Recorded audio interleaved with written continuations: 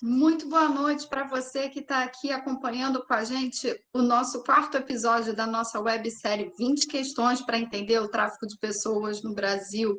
Muito obrigada pela sua participação, pela sua audiência. A gente segue essa nossa segunda semana com uma programação recheada de temas muito importantes, muito tabu, muito tema muito sério que a gente precisa debater durante todo esse mês de ativismo contra o pessoas. Aproveita que a nossa live está começando, não deixa de curtir a nossa página, pega o link, espalha para todo mundo que está começando. O tema é importante, o tema é sobre racismo, é sobre essa conexão entre raça e a exploração de pessoas relacionado com o tema do tráfico de pessoas. E nessa nossa noite, a gente tem aqui duas mulheres incríveis que têm um histórico de trabalho nesse tema da luta contra o racismo, são mulheres empoderadíssimas e que trazem a voz de tudo que a gente precisa aprender e incorporar no nosso dia a dia para enfrentar o racismo no nosso cotidiano e compreender como que existe essa relação na persistência do tráfico de pessoas. E para começar o nosso debate, que não é um debate, é um diálogo, a gente está aqui para construir junto proposições e trazer pensamento de qualidade relacionado a esse tema do tráfico de pessoas. Eu queria começar com a professora Karine, ela é professora da Universidade Federal de Santa Catarina, que tem um vasto trabalho no tema de decolonização, migrações, e agora nessa conexão com o tráfico de pessoas. Muito boa noite, Karine. Eu queria que você se apresentasse um pouquinho e que você, sem mais delongas, explicasse para o nosso público o que é esse tal de racismo estrutural que tanto tem sido falado e no último mês, por conta de tudo o que aconteceu nos Estados Unidos, o tema realmente entrou com força nessa agenda, mas muitas pessoas ainda têm dificuldade de compreensão conceitual. O que você poderia explicar para quem está nos ouvindo essa noite? Muito obrigada. Então, boa noite a todas, a todos, a todes. Eu gostaria de cumprimentar especialmente a doutora Graziela Rocha, cumprimento também a procuradora Elisiane Santos, um prazer colaborar com vocês, agradecer também pelo convite que me foi formulado, cumprimentar a organização do evento por essa iniciativa extremamente importante. Eu sou professora da Universidade Federal de Santa Catarina, atuo nos programas de pós-graduação em Direito e em Relações Internacionais, e coordeno o núcleo de práticas e pesquisas pós-coloniais e decoloniais aplicadas ao direito internacional e às relações internacionais. Muito bem, para tratar sobre o racismo, inicialmente é fundamental entender que é necessário abandonar o negacionismo, abandonar essa ilusão que vivemos num país que é uma democracia racial. Então, não existe mais tempo para escapismo. É importante entender que o racismo é um sistema de exclusão, um sistema de silenciamento, um sistema de opressão. Então, isso significa que o racismo não é um ato isolado, não é apenas um ato isolado que configura na relação intersubjetiva, na relação interpessoal, é sim um sistema. A autora portuguesa Grada Quilomba diz o seguinte, que o racismo não é um problema pessoal, mas é um problema branco e estrutural que as pessoas negras vivenciam. Isso é fundamental para entender os dois lados do racismo. E esse conceito de racismo estrutural nos dá uma possibilidade de entender que as nossas relações, todas elas, relações institucionais, relações políticas, as relações econômicas, as relações sociais, todas elas são atravessadas pela raça.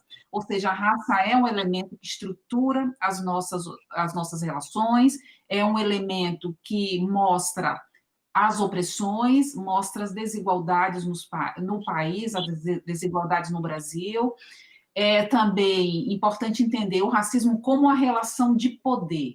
Isso significa que as instituições, o direito, enfim, a mídia, todas essas instituições e normas, elas operam para que o racismo esteja ainda vigente na sociedade. Então, além do racismo, eu gostaria também de trazer aqui um outro conceito, que é justamente o outro lado do racismo, que é o conceito da branquitude.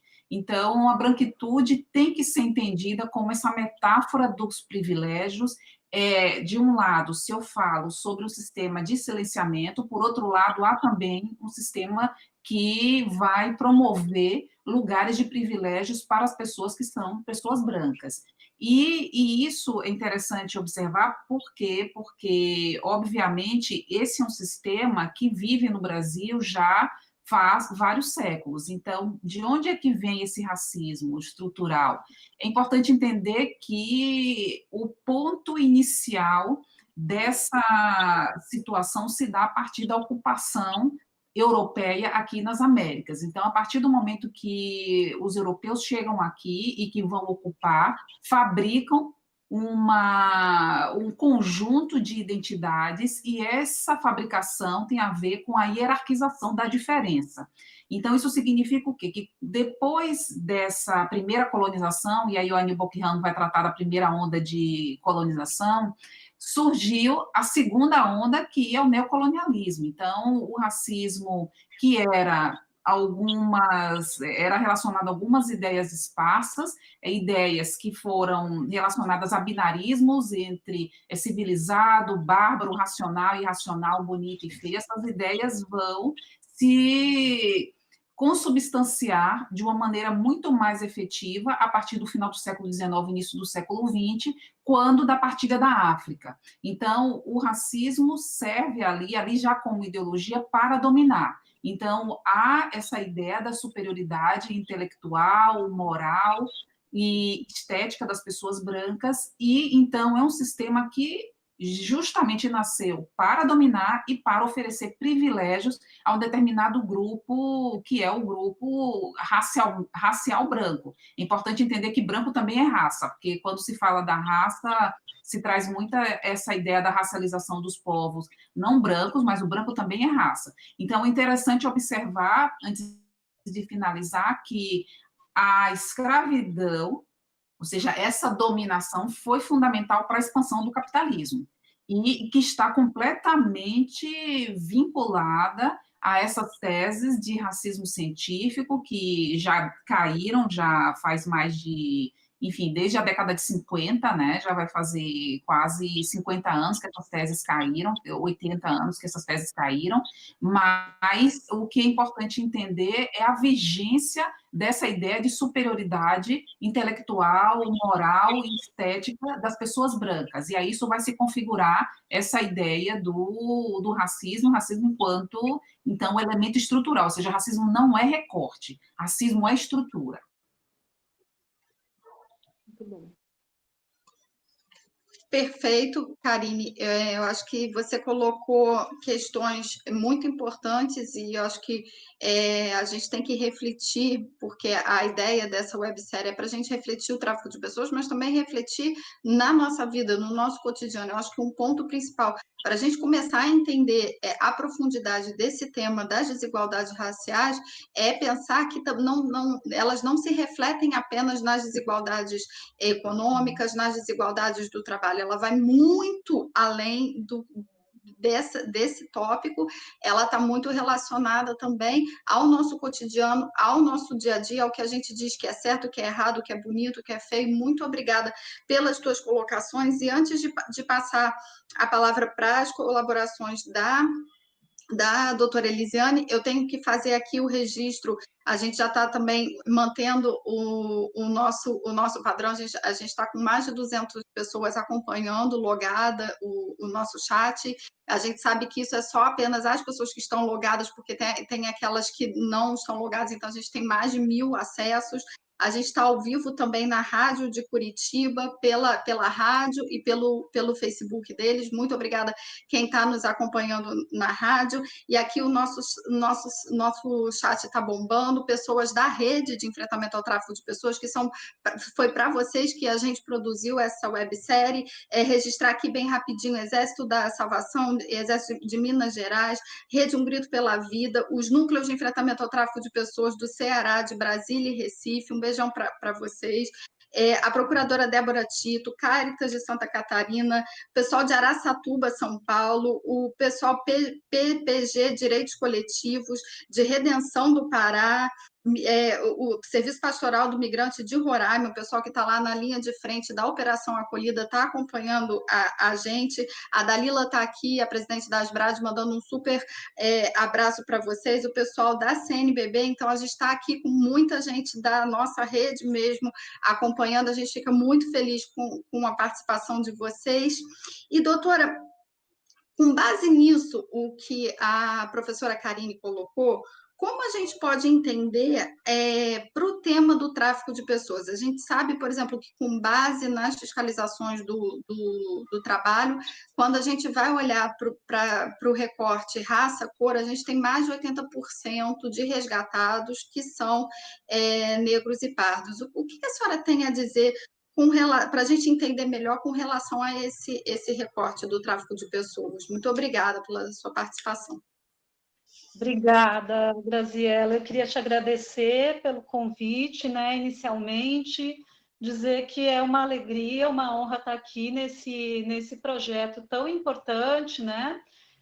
Dar boa noite aí a todos, a todas que estão nos ouvindo, cumprimentar a professora Karine, cumprimentar a colega Andréia, que também está participando aí da organização, a colega Débora Tito, que você mencionou, né? O pessoal de Roraima, eu tenho um carinho muito grande, né, por Roraima, porque foi minha primeira lotação no Ministério Público do Trabalho. Então, atuei durante algum tempo lá. Vou me apresentar brevemente, né, também. Eu sou procuradora do trabalho, com atuação aí em diferentes estados, né? Já estou no estado de Roraima, da Bahia, e em São Paulo, tenho 14 anos de Ministério Público do Trabalho. E já fui coordenadora nacional da nossa coordenadoria de combate à exploração do trabalho infantil, né, que é uma questão também muito relacionada ao tráfico de pessoas, né, especialmente quando nós falamos de exploração sexual comercial de crianças e adolescentes. E, além disso, eu tenho me debruçado também sobre alguns estudos relacionados à questão racial e ao trabalho, né?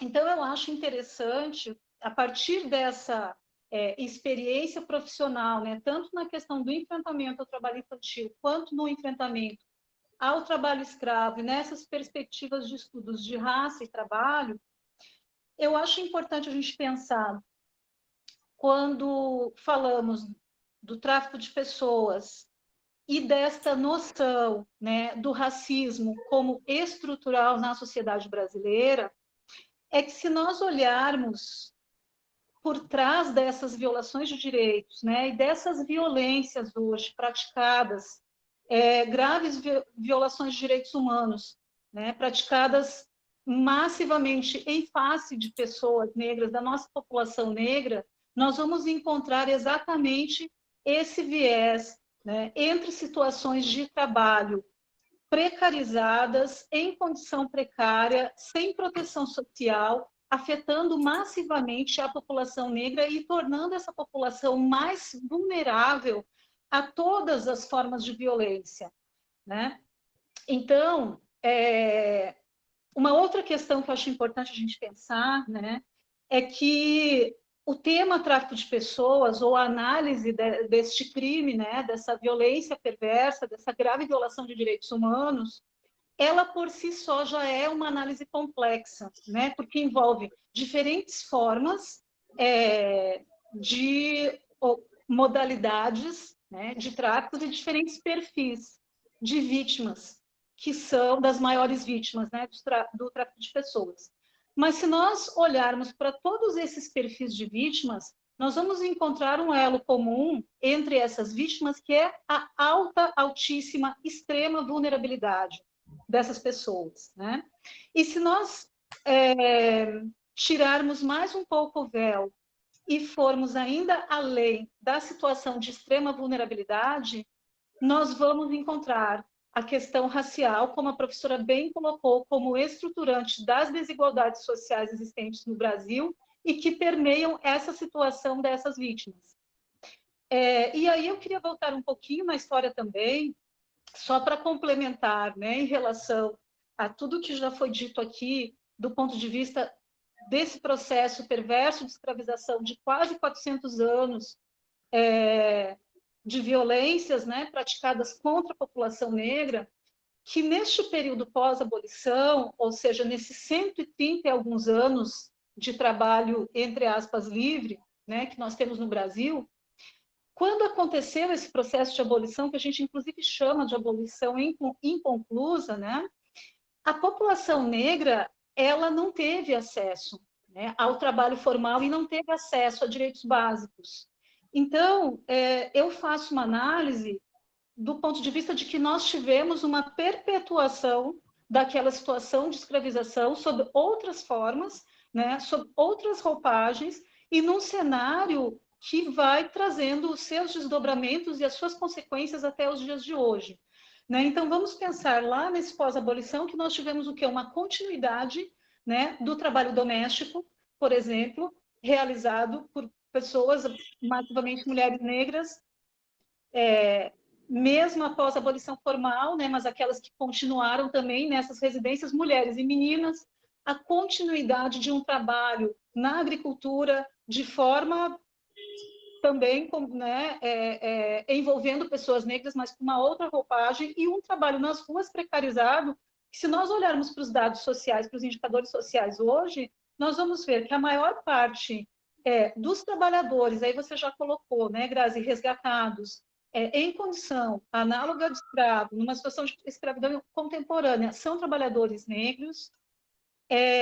A maior parte de mulheres e meninas vítimas de exploração sexual comercial são mulheres negras, que são também vítimas do tráfico, né? As trabalhadoras domésticas, né, que é uma categoria hoje extremamente vulnerabilizada no Brasil. Nós temos 6 milhões de pessoas realizando trabalho doméstico. Desses 100 milhões, 90% são mulheres e mais de 70% são negras. Né? Então, são reproduções desse sistema que estruturou todas essas desigualdades que se perpetuam até os dias de hoje.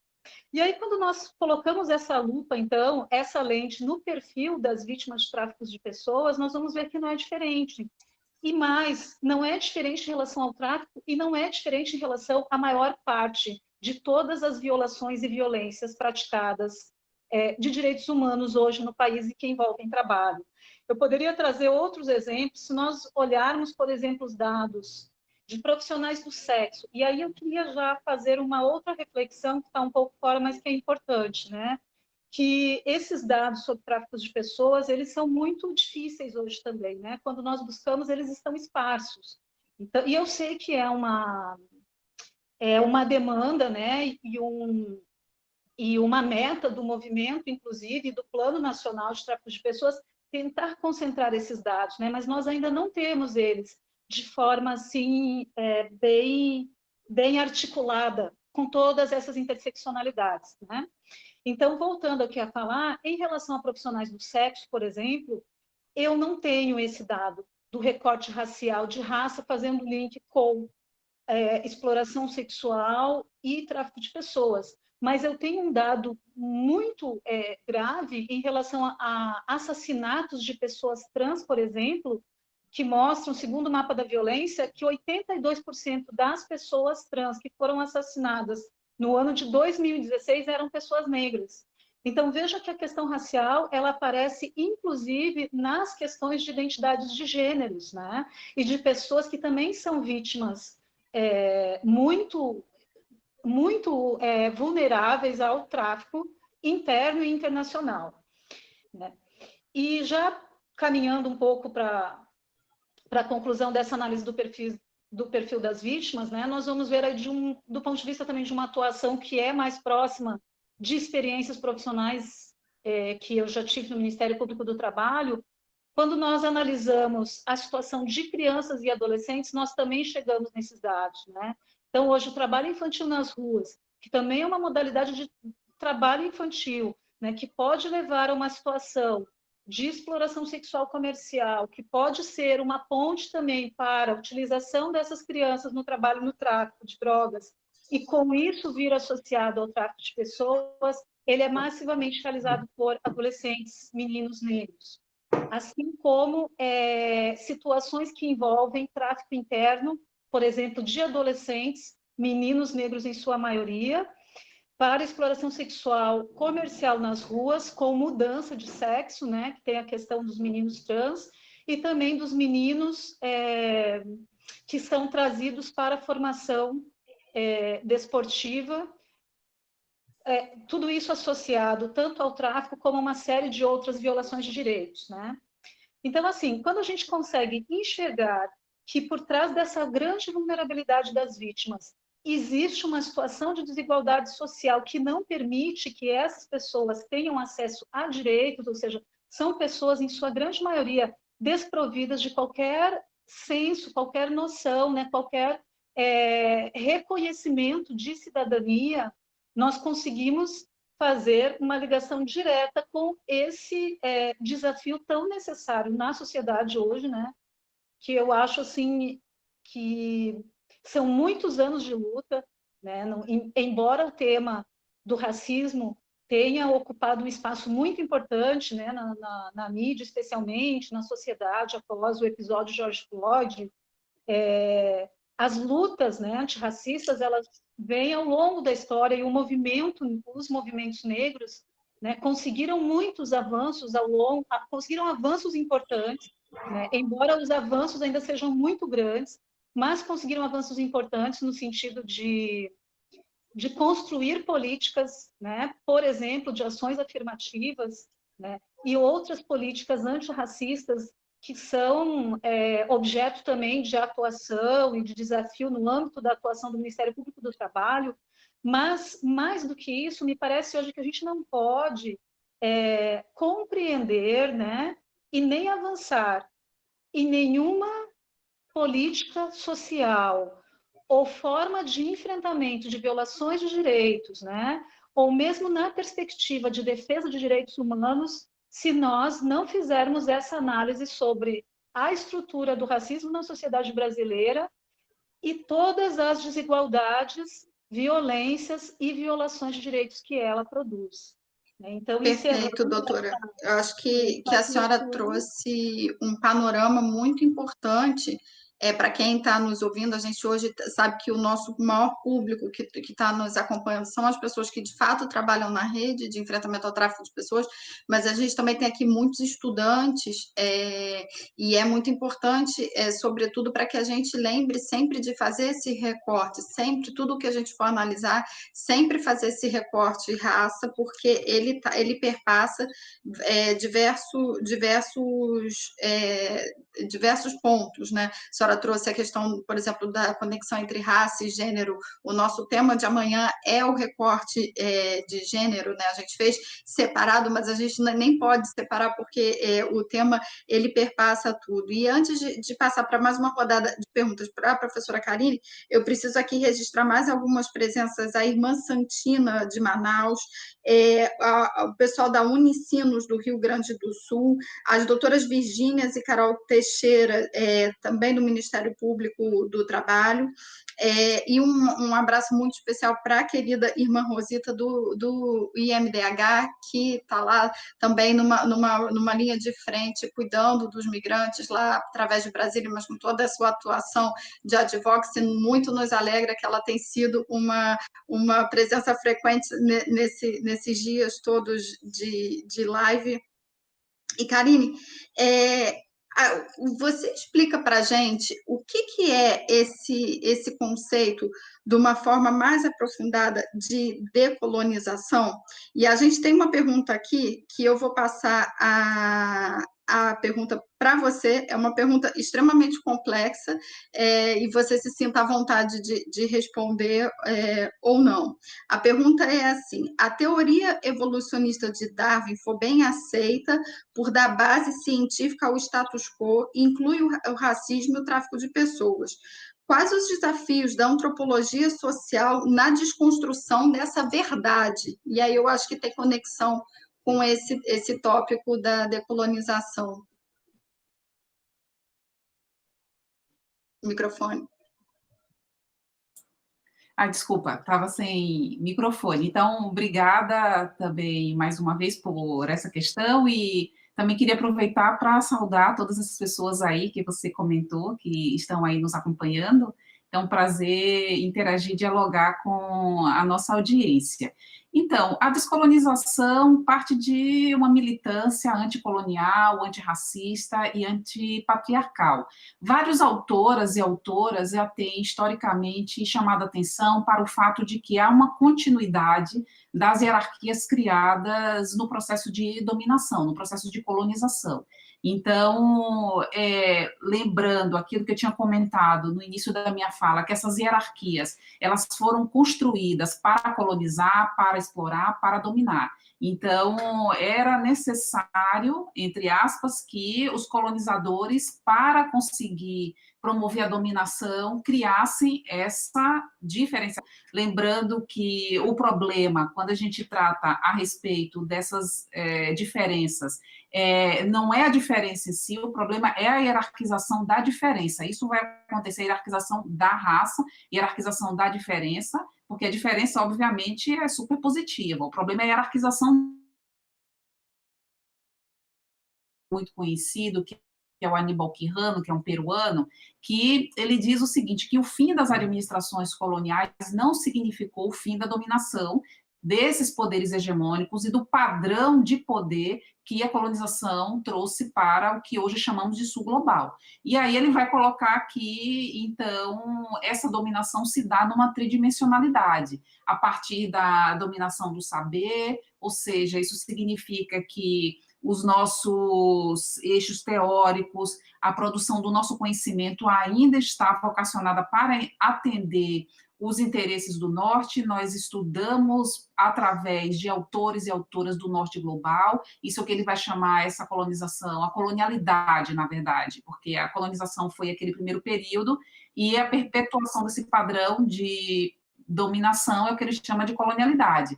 Então, ou seja, a produção do conhecimento, o epistemicídio, porque os saberes dos povos, que foram os povos subalternizados, foi realmente completamente silenciado. Há um processo de desautorização discursiva dessas narrativas e dessas pessoas que foram, que têm sido historicamente silenciadas.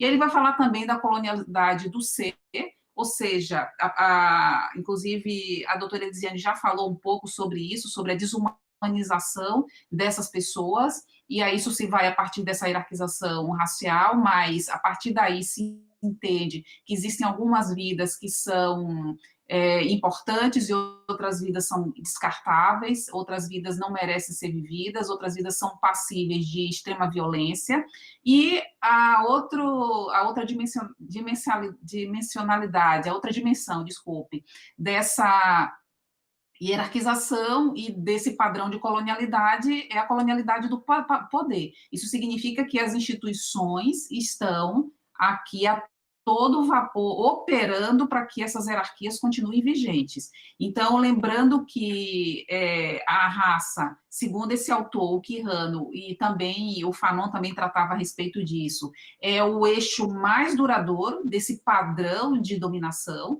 e é claro que a gente está falando sobre a raça a partir de uma construção social, a gente sabe que a raça biológica não existe, aí eu já vou respondendo também a pergunta que foi colocada. Então, tratamos a partir dessa ideia de que a raça, já essa diferença racial que foi criada justamente nas universidades, por isso que chama também racismo científico, e tinha esse objetivo de dominar, isso aí já caiu por terra, porque, inclusive, todos os estudos já comprovam que o nosso patrimônio genético não é diferente das pessoas brancas, a ponto de que haja uma diferenciação. Então, nós não falamos de raça biológica, e nós falamos dessa raça que é a partir dessa ideia de social, ou seja, nós somos, até essa ideia de igualdade é um objetivo, nós somos socialmente diferentes, nós somos socialmente diferentes e tratados como fôssemos diferentes. Então, ali, por exemplo, já na década de 50, por isso que eu dei esse marco, foi quando a própria Unesco começou a fazer pesquisas para demonstrar que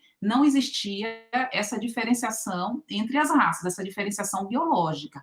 Agora, o que acontece, eu acho que a pergunta vai um pouco nesse sentido, de que se cientificamente já se comprovou que não há essa diferenciação, o que acontece é que, com a vigência desse padrão, as pessoas ainda continuam acreditando que existe uma superioridade das pessoas brancas com relação às outras pessoas que são racializadas, não somente com pessoas negras, mas também com relação a pessoas indígenas, por exemplo, e outros povos que têm sido historicamente racializados. Então, eu penso que os desafios, que eu acho que a gente vai partir para isso daqui a pouco, de derrubar esse padrão, são os desafios que a gente vai vincular a essa necessidade de descolonização. E aí, obviamente, que se eu falo de um racismo que é estrutural, é necessário que a derrubada desse racismo seja por meio de estratégias que são também estruturais. Porque, isso, terminamos então aqui, né? Eu acho que podemos passar já. Tá. Conseguiu responder a pergunta que para mim foi super, super complexa. Eu acho que esse debate ele tem muitas nuances. Essa 1 hora é muito pouco. O pessoal já está aqui falando que 1 hora não é nada para a gente conseguir aprofundar da necessidade que a gente tem realmente de aprender. Muito obrigada, eu te ouvi. É uma aula, é um presente para todo mundo de trazer tanta informação, tantos conceitos importantes para a gente digerir e trazer isso para o nosso cotidiano. Eu quero também registrar aqui a presença da Divina Providência de Cuiabá e de Porto Alegre, do pessoal de Pacaraima, que está aqui acompanhando a gente. O tema ele é muito importante, a gente tem muitas manifestações de xenofobia, racismo. A gente teve perguntas no site, que foi mais um comentário do que uma pergunta, falando da dificuldade de levantamento de dados com relação ao tema do tráfico de pessoas. Isso, olha, na nossa programação, isso é um tema que a gente vai debater mais aqui para frente, quando a gente tem um tópico específico, um dia específico, que a gente vai tratar sobre pesquisa, que a gente vai trazer pesquisadores para que a gente fale dessa dificuldade da base de dados no tema do tráfico de pessoas. E voltando aqui para o nosso debate, eu tenho uma pergunta para a doutora Elisiane, que vai de encontro até o que a Karine falou, que o pessoal quer saber, assim, os desafios, como que a gente pauta esse tema e como que a gente se propõe a superar esses desafios. Ok. Bom, pegando o gancho da Kátia, né, falando sobre a decolonização, né, um desafio de avançar nesse sentido, eu acho que a primeira questão seria nós enxergarmos, né, esse racismo que está por trás dessas violências, mas mais do que isso, né, enxergarmos não apenas como um recorte, mas como uma causa estrutural, né? E aí, nossas teóricas negras, do feminismo negro especialmente, né, já vem com essa reflexão, nessa linha, até você comentou, mas fazendo uma outra comparação, mas no sentido de que raça informa classe, classe informa gênero, né? Então, nós não podemos trabalhar com essas categorias de forma separada, né? E aqui no Brasil, entre elas, a questão racial sempre vai estar presente, né? E como a Angela Davis diz também, se a gente pensar na questão, na população que está mais abaixo, né, na pirâmide, que são as mulheres negras, né, uma vez que você consegue fazer com que as mulheres negras se movimentem, se você movimenta a base, você vai movimentar toda a estrutura, né? Então, o que eu quero dizer com isso? Que enquanto nós continuamos, e aí eu acho que isso tem a ver com decolonização, porque é um desdobramento desse nosso pensamento eurocentrado, né? De estudo, de produção das leis, de aplicação das leis, né? De fazer as nossas caixinhas e trabalhar de forma separada. A gente tem, eu não sei se a Kátia sabe, mas, por exemplo, nós temos um plano de enfrentamento ao tráfico de pessoas, um plano de enfrentamento ao trabalho escravo, um plano de enfrentamento ao trabalho infantil, um plano de enfrentamento à exploração sexual comercial, que é uma das formas de trabalho infantil, ou seja, todas essas formas são violações de direitos, essas graves, né, e violências, elas estão conectadas com o tráfico. Nós temos diferentes planos que não conversam entre si, a gente até tenta fazer a aproximação deles, né? Mas eu acho que está faltando a gente desconstruir esse olhar, né, eurocêntrico e ir na causa, nessa causa que é estrutural, e pensar nisso, como é que a gente consegue evitar que todas essas violências aconteçam. E aí é uma fala assim, minha, muito particular, que eu acho que aqui no Brasil nós não conseguimos, de fato, avançar como sociedade enquanto não colocarmos o dedo na ferida do racismo, porque isso é o que estrutura, produz e reproduz todas as desigualdades na nossa sociedade. E aí, voltando um pouquinho para o que a professora Kátia falou em relação à branquitude e privilégios, nós precisamos entender também que a riqueza produzida nesse país, ela foi produzida à custa de sangue, de violência, de exploração, né, desta população negra escravizada, que não teve o acesso a direitos, mas mais do que isso, essa riqueza foi acumulada indevidamente, porque esse crime de lesa humanidade não foi reparado, né? Então, pensem o quanto isso é injusto e desumano, que até hoje, mais de 100 anos após a abolição, nós continuamos nos dados de índices de pobreza extrema, né? Nós temos hoje no país, novamente, estamos com mais de 50 milhões de pessoas vivendo abaixo da linha da pobreza. A maior parte dessas pessoas são pessoas negras. Nós temos um jovem negro morto a cada 23 minutos no Brasil.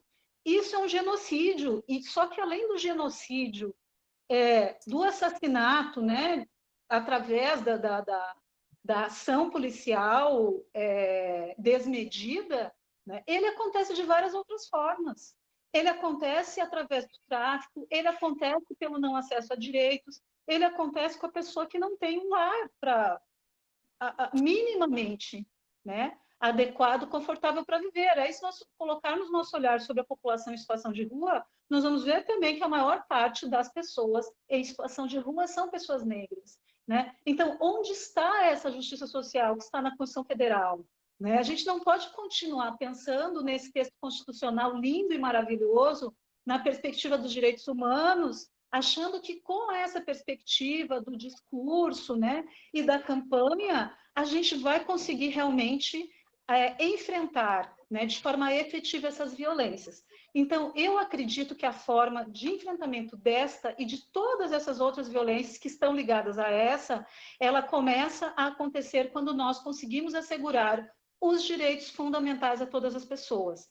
E aí eu vou relatar um exemplo de um caso envolvendo exploração sexual infantil, né, que acho que é a área profissional onde eu tenho mais contato, assim, direto e próximo, né? O que faz, tá? Um questionamento, o que faz uma mãe comercializar, né, a própria filha sexualmente, né? Isso não é uma situação, ela não pode ser analisada do ponto de vista, não, nós vamos lá conscientizar, é algo assim, é tão perverso isso, né?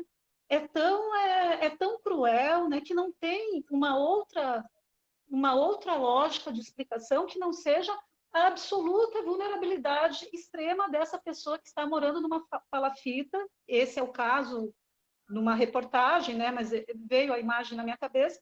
Uma pessoa que está morando numa palafita, população ribeirinha, onde pessoas que economicamente se aproveitam, né, da situação, lidam, né, desta forma perversa com essa necessidade. Então, assim, por mais esforços que nós possamos fazer em relação ao enfrentamento, se nós não conseguirmos vencer essa situação de não cidadania, a gente não consegue avançar nisso. E aí eu acho que pensar de forma decolonial é começar a pensar na raiz. Eu sei que tem pouco tempo, mas eu vou só para mais algumas questões aqui. Além disso, né, pensar unificar essas pautas.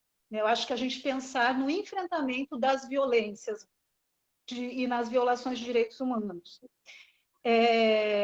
buscar assegurar o nosso grande desafio como sociedade, eu acho que é esse, né? Assegurar os direitos fundamentais de todas as pessoas. Já vou, Horácio. Porque tem uma questão que eu acho que é muito importante, que tem a ver com desconstruir, né, o eurocentrismo, que é a voz e o protagonismo destas pessoas também na construção destas políticas e na participação nesses debates, por exemplo. Né? A gente precisa ter isso, e isso é difícil às vezes, até em razão da extrema vulnerabilidade que essas pessoas estão. Mas então, atuar de forma preventiva, no sentido de empoderar esses grupos sociais muito vulneráveis, eu acho que é de fundamental importância. E para fechar essas questões de desafios, eu penso também que além dessa atuação preventiva que é fundamental, né, do ponto de vista repressivo, penalizar as condutas de forma efetiva é um grande desafio no Brasil. E aí eu vou falar também nesta área onde eu tenho uma experiência maior, que é da exploração sexual comercial de crianças e adolescentes.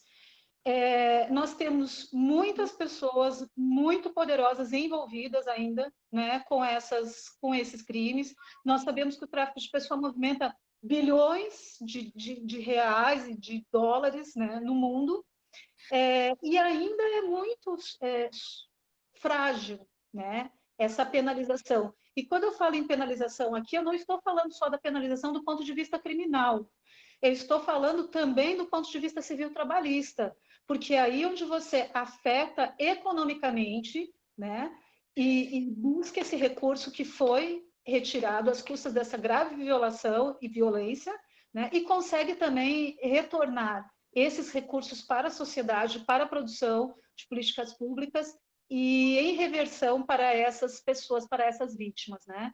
Mas eu acho que essas situações todas elas precisam estar conectadas e para a gente conseguir avançar com esse olhar, a gente precisa enxergar e tirar esse véu generalista e que naturaliza a violência, porque, assim, eu acho também que de tudo que a professora Karen falou, o resultado de tudo que ela fala é a naturalização destas violências em relação a essas pessoas. Né? Por isso que é tão difícil o combate e o enfrentamento. E é aí onde entra o racismo arraigado na nossa sociedade.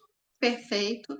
E, professora Karine, eu vou passar para você para falar também das tuas, passando a mesma pergunta, das tuas considerações pelos desafios, e o pessoal aqui no chat está pedindo, se possível, falar um pouco, não fica à vontade se cabe a pergunta, para falar um pouco dos povos tradicionais, dos quilombolas, que tem uma grande preocupação que essa população hoje está sendo extremamente massacrada, né, na nossa sociedade, se tem algo a acrescentar com relação a isso, e as tuas colocações como os desafios de uma forma geral.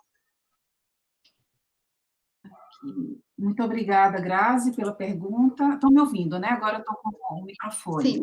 Eu queria voltar rapidamente a respeito desses dados que você colocou no início do programa sobre os resgatados do trabalho escravo, e me parece que isso diz muita coisa. Isso diz muito sobre a mentalidade vigente da escravidão que ainda existe no Brasil, da exploração, diz também sobre a dificuldade de acessos de vários povos a direitos humanos, e também diz respeito do capitalismo. Como o capitalismo, eu comentei no início, o capitalismo se expandiu por conta do tráfico de pessoas, que foi do tráfico atlântico, que é seguramente a pior tragédia que aconteceu a respeito de mobilidade humana que se tem notícia da história. Daí eu estou falando cerca de 12 milhões de pessoas.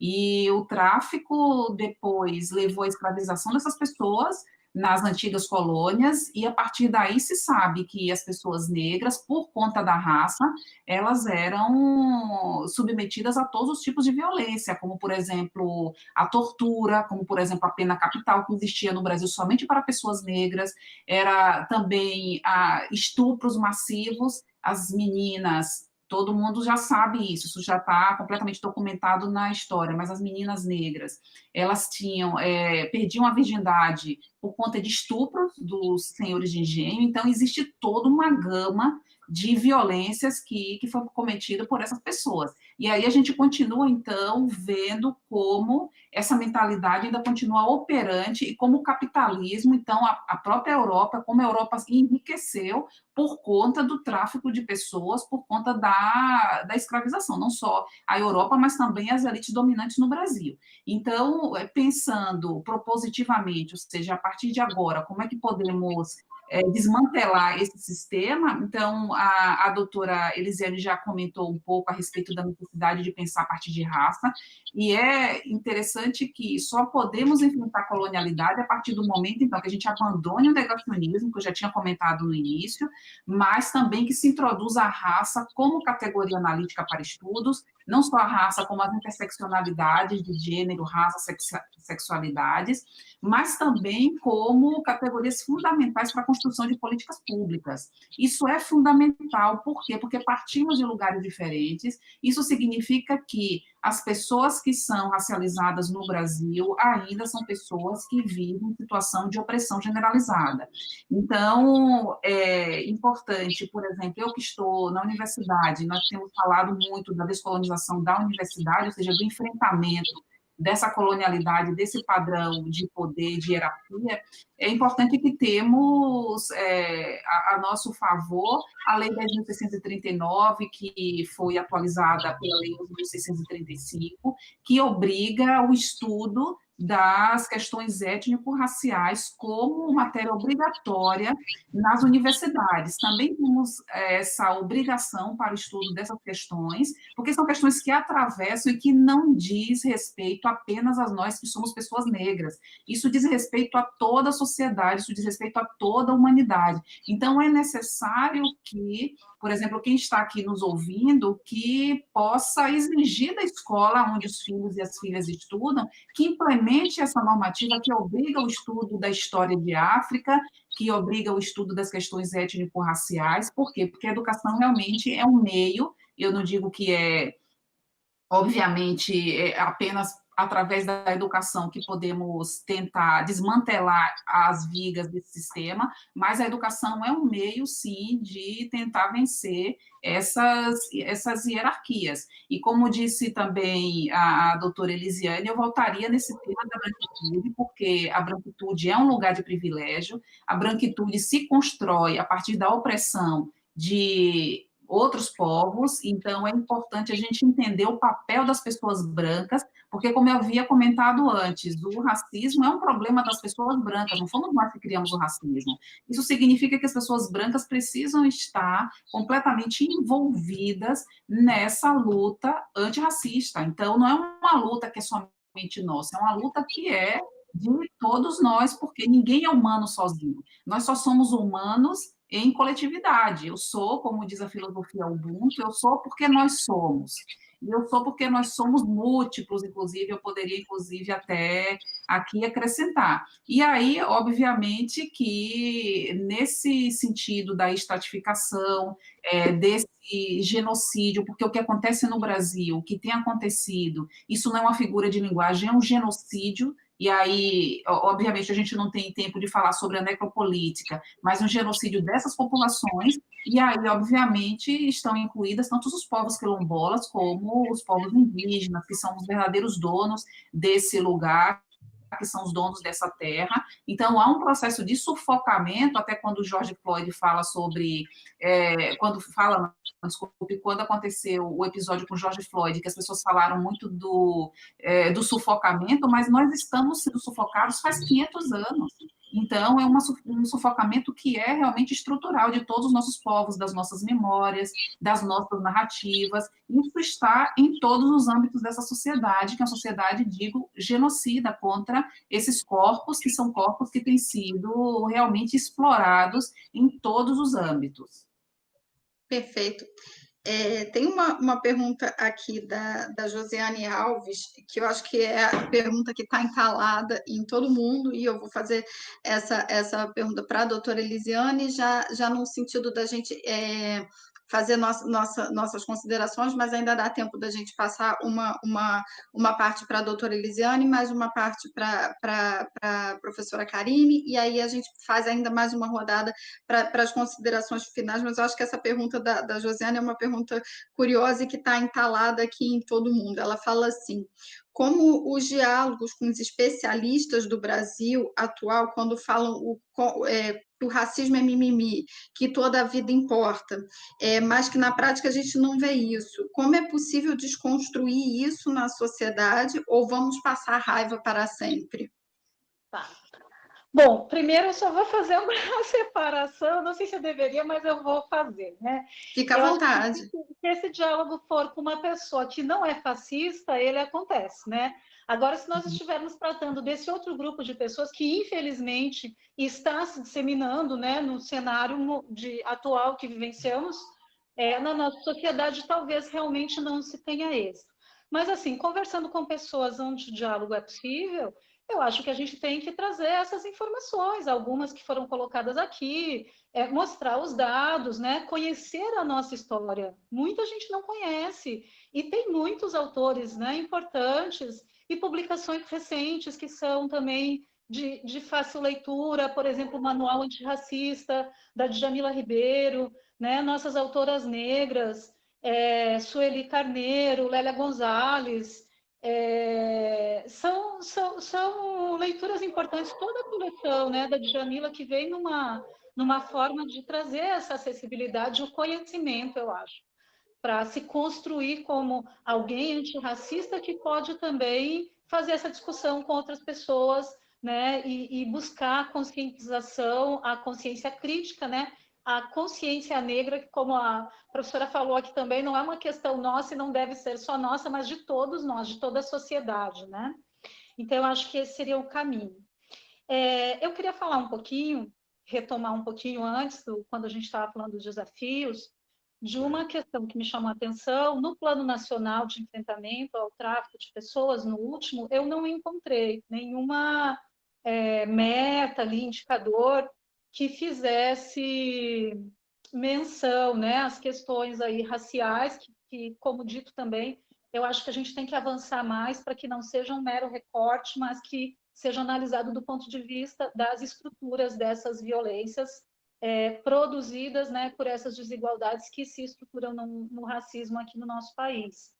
E interessante porque o plano apresenta alguns recortes de gênero e em relação à faixa etária, né, mas em relação a étnico-racial,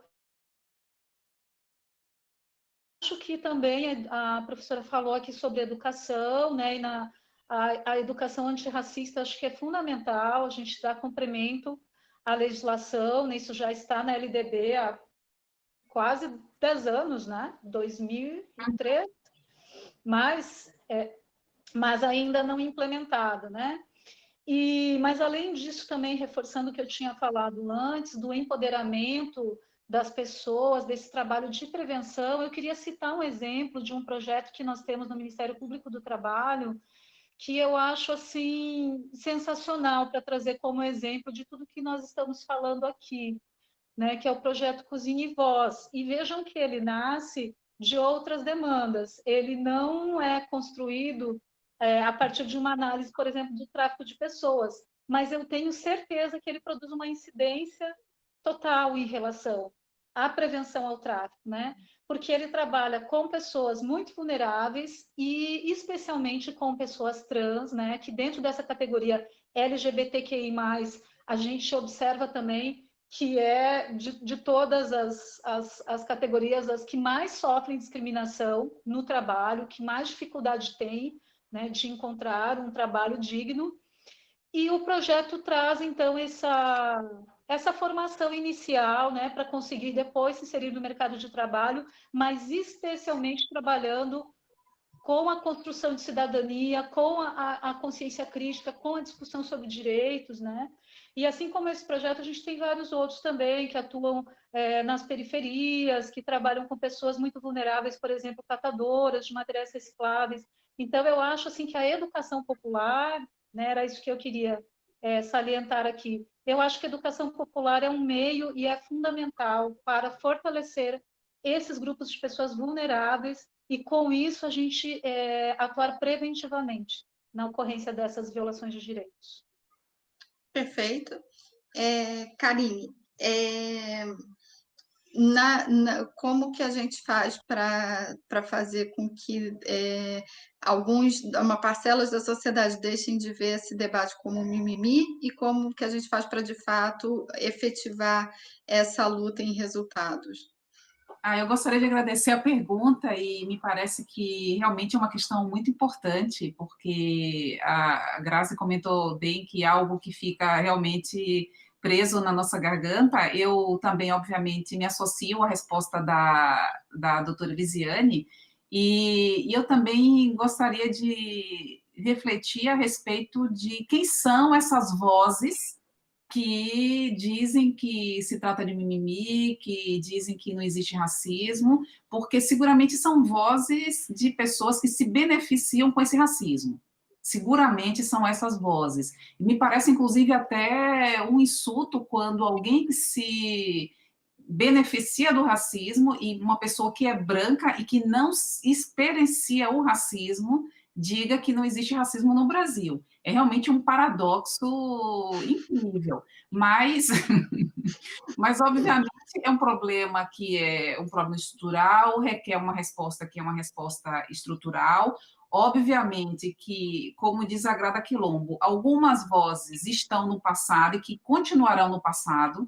Isso aí, que era aquilo que a doutora comentou a respeito de separar quem é fascista e quem não é. Então, existem algumas vozes que estão ali que a gente precisa caminhar, infelizmente, sem conseguir esse ponto de contato. Claro que é um desafio nosso encontrar um ponto de intersecção, mas, por outro lado, eu falo isso, que são vozes que estão no passado e que algumas, infelizmente, vão ficar no passado, mas eu prefiro também acreditar que a gente consegue estabelecer esse ponto de contato. E eu penso que é importante, obviamente, claro, é um projeto coletivo, por isso que eu comentei a respeito de pessoas brancas, pessoas negras, pessoas indígenas, enfim, é um projeto que é coletivo, essa resposta tem que ser uma resposta global, incluindo políticas públicas, incluindo educação, incluindo também um trabalho em rede, porque é necessário que a gente cada vez ative essas fórmulas de sociabilidade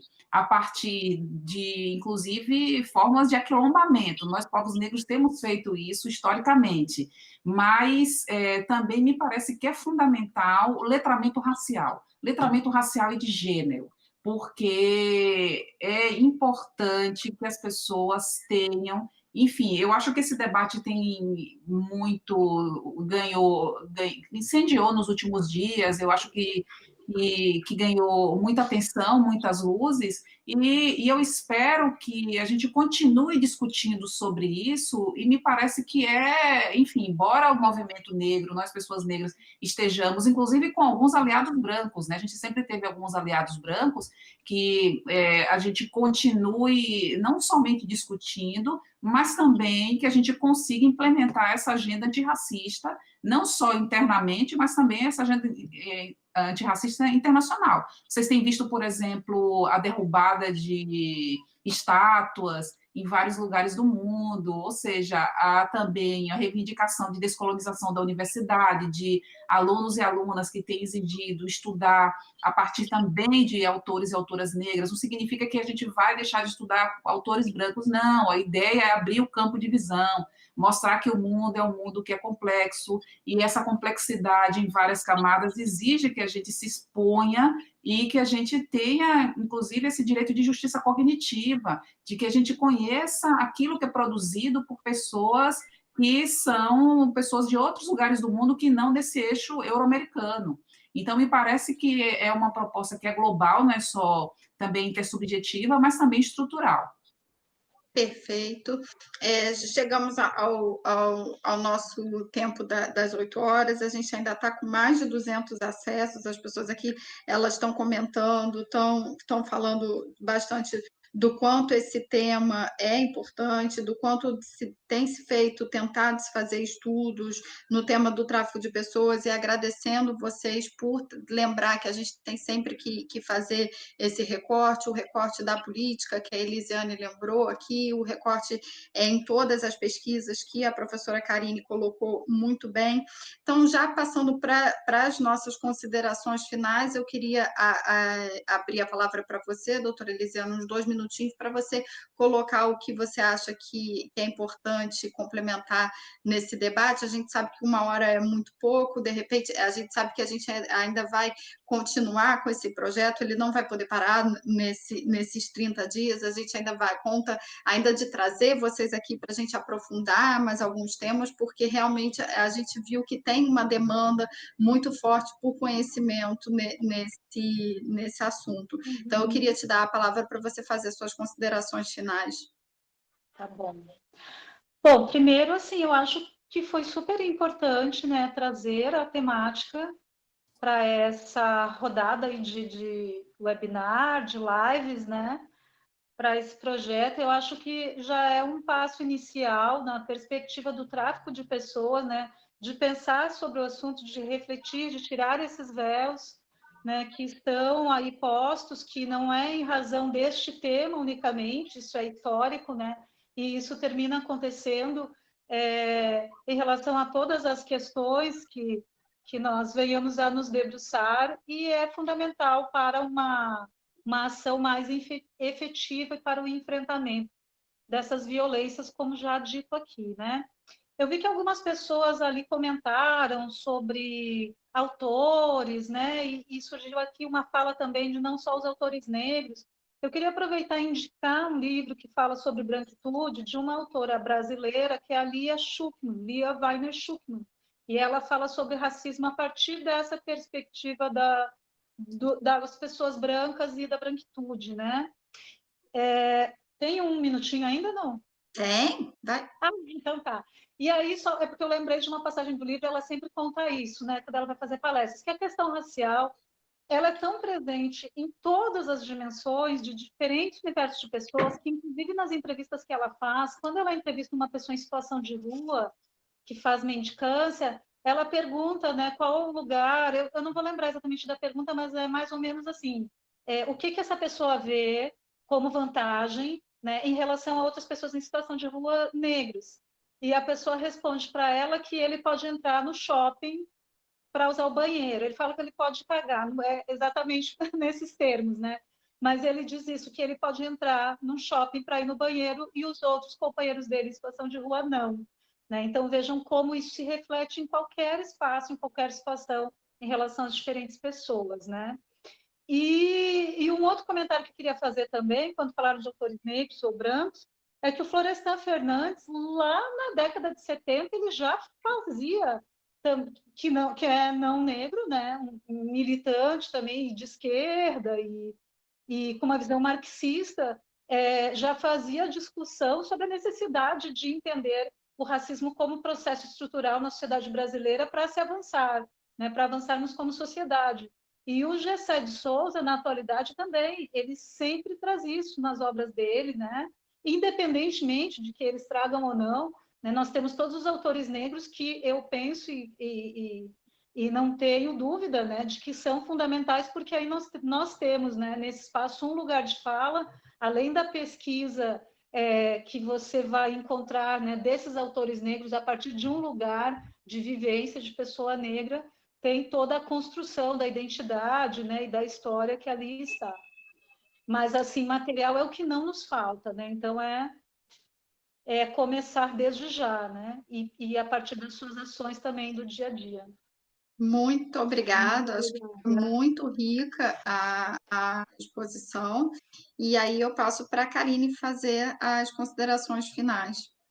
Então, eu também poderia fazer algumas sugestões de bibliografia. Total, o pessoal está pedindo muito livro. Obrigada. Então, por exemplo, aqui eu não sei se vocês conseguem enxergar o Abdias do Nascimento, que está aqui do meu lado, com essa obra O Quilombismo.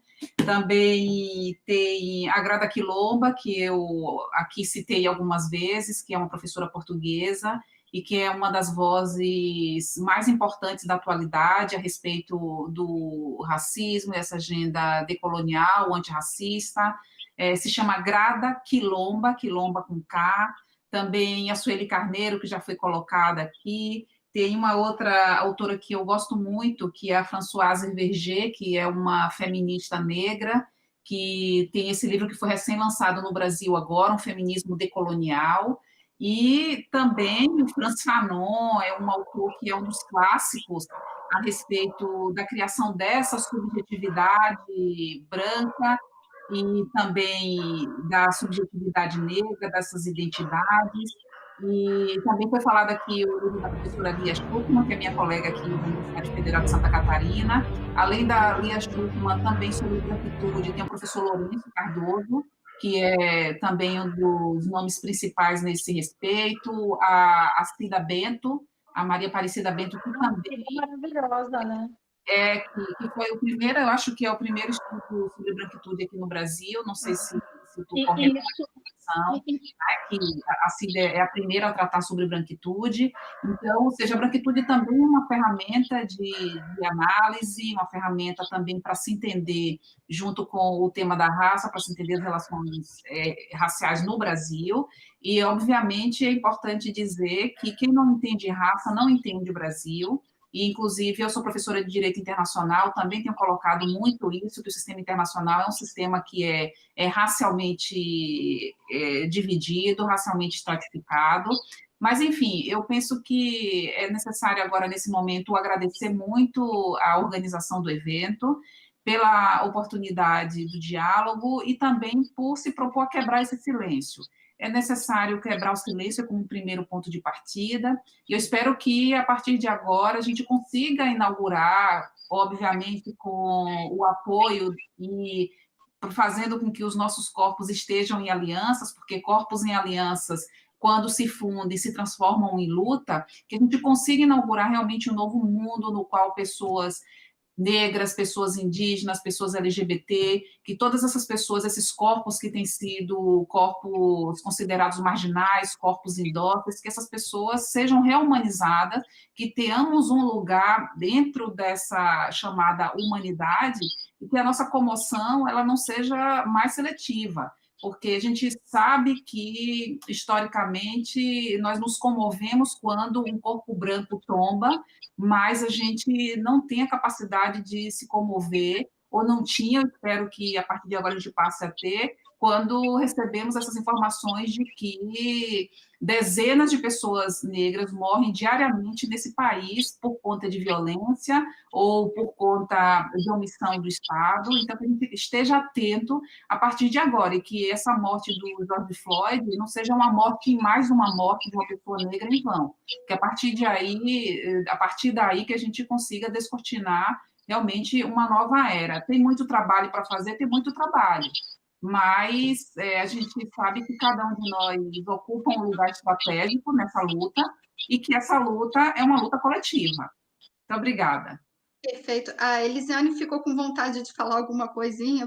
Pode falar? Então, para complementar também um autor aqui brasileiro, que é o professor Hélio Santos, né, que trata da questão do capitalismo ligado à questão racial, inclusive ele traz a experiência do Quilombo dos Palmares como uma verdadeira experiência socialista aqui no Brasil, muito antes de se pensar, né, numa perspectiva científica de socialismo. Então, eu acho muito interessante essa leitura também.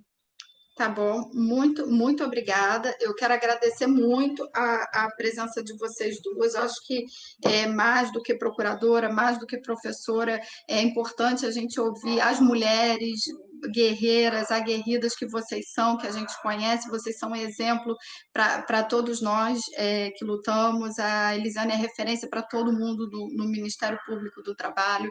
A Karine é a referência nacional e cada vez mais crescendo nesse tema do decolonialismo, trazendo essa questão do racismo de uma forma tão elegante e de uma forma... Eu aprendi tanto desde a primeira vez que eu conheci a Karine, que me deu até vergonha, porque a gente estuda, a gente faz doutorado, a gente acha que sabe, mas aí, de repente, a gente vê que tem todo um universo que a gente não considera isso que você falou, se a gente não aprofundar e sentar mesmo e estudar o Brasil, estudar a questão do racismo, a gente não pode nem abrir a boca para falar que a gente sabe alguma coisa do Brasil.